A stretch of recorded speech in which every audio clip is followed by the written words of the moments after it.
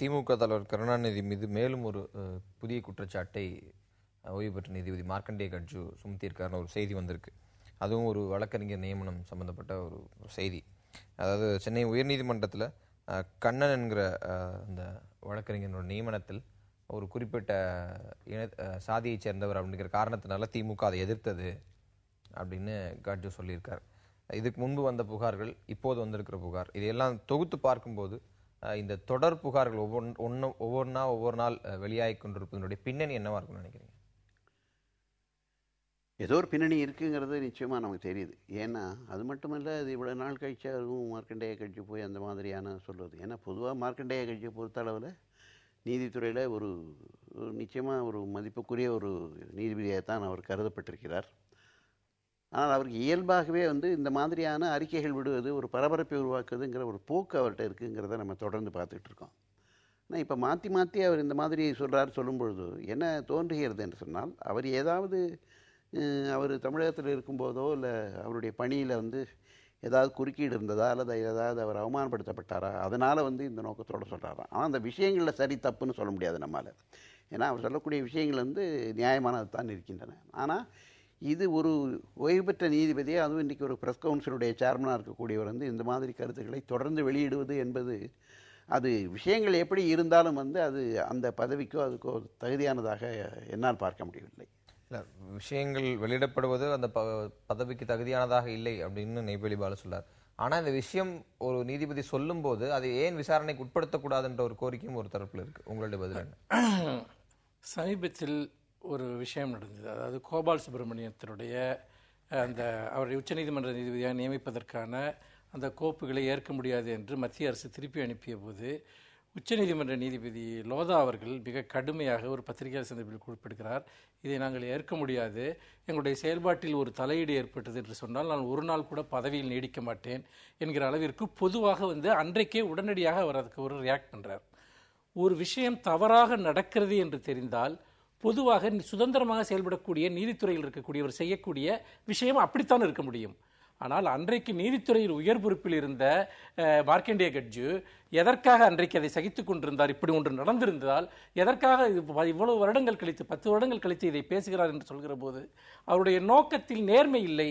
அவர் வேறு எதற்காகவோ அவர் இந்த வேலையை செய்கிறார் என்பது மிக தெளிவாக தெரிகிறது.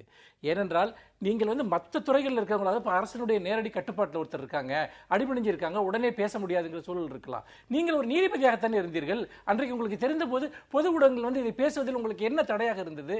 அப்படி என்றால் உங்களுடைய சொல்லில் என்ன நியாயம் இருக்க முடியும், என்ன அறம் இருக்க முடியும் என்று கேட்கிறேன்.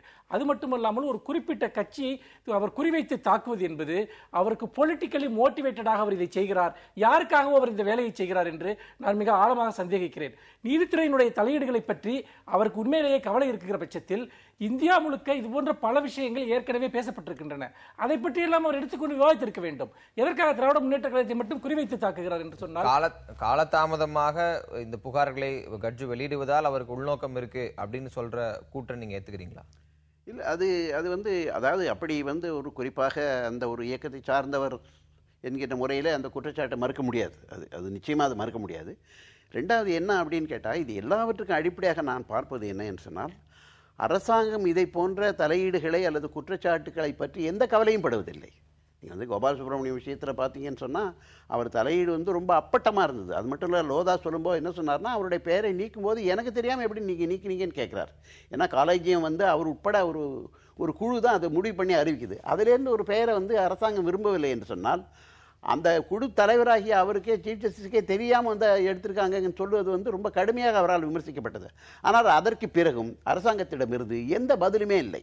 அப்போ என்ன தெரிகிறது என்று சொன்னால், 2 விஷயம் அதில் நான் பார்க்கிறேன். ஒன்று என்ன என்று சொன்னால், இது நியாயமாக இன்றைக்கு இருக்கக்கூடிய மோடி அரசாங்கம் இது திமுக அல்லது ஏற்கனவே இருந்த காங்கிரஸினுடைய யூபி அரசு சார்ந்த விஷயம் என்கின்ற விஷயத்தினால் அவர்கள் இதை ரொம்ப சீரியஸாக எடுத்துக்கிட்டு ஏதாவது பண்ணியிருக்கலாம், பண்ணலை. ஏன்? அது ஒரு கேள்வி. ரெண்டாவது என்னன்னா, இப்போ அதே தான் மீண்டும் வருகிறது.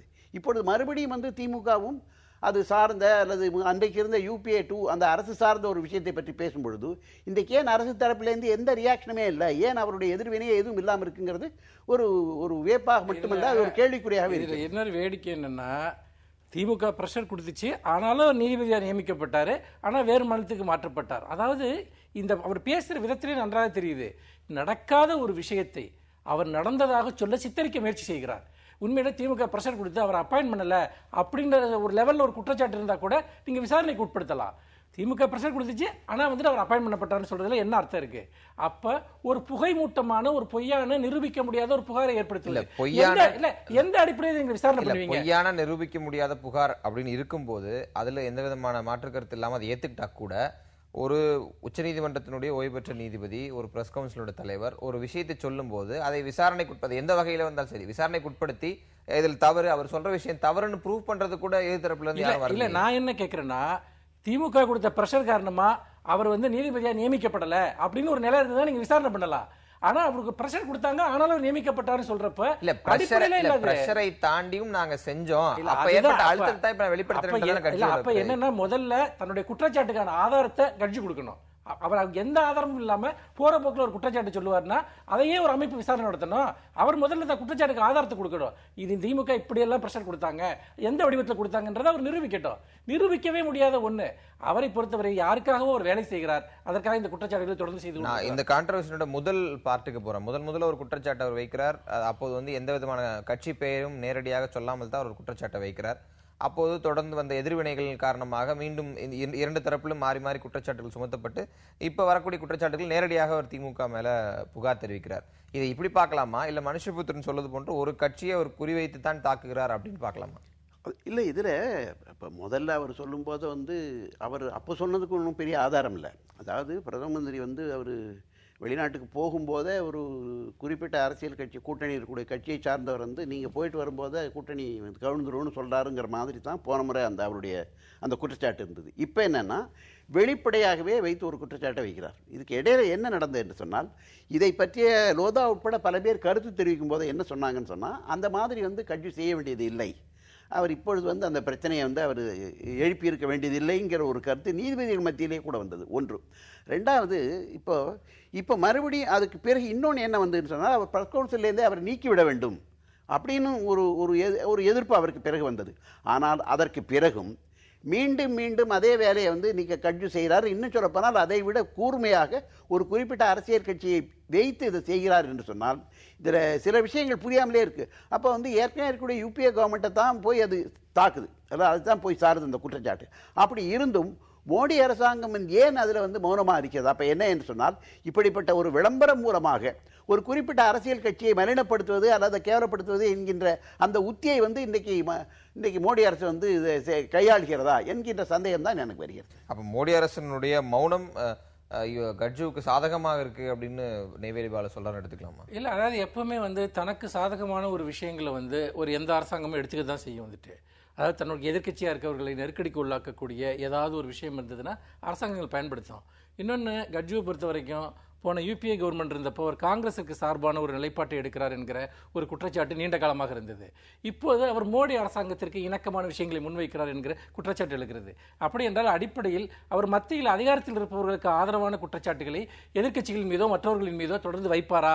அது எந்த கட்சியில் ஆட்சியில் இருந்தாலும் அவர்களுக்கு சார்பான நிலைப்பாடுகளை அவர் எடுப்பாரா என்கிற ஒரு கேள்விதான் யதார்த்தமான ஒரு கேள்வி. உச்சநீதிமன்றத்தோட நீதிபதியா இருந்து ஓய்வு பெற்றார், இன்னைக்கு ஒரு அட்டானமஸ் பாடியினுடைய தலைவராக இருக்கார்.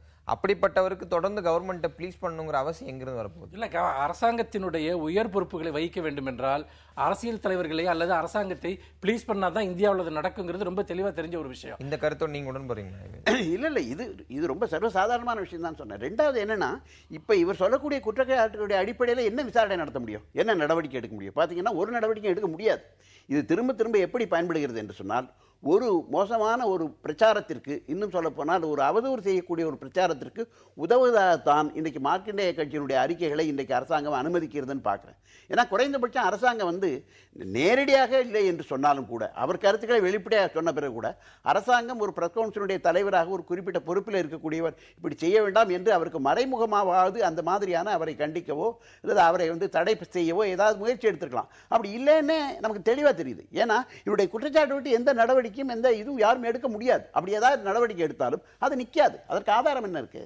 நம்ம வேறொரு தலை பற்றி பேசலாம், ஒரு இடைவேளைக்கு பேசுவோம்.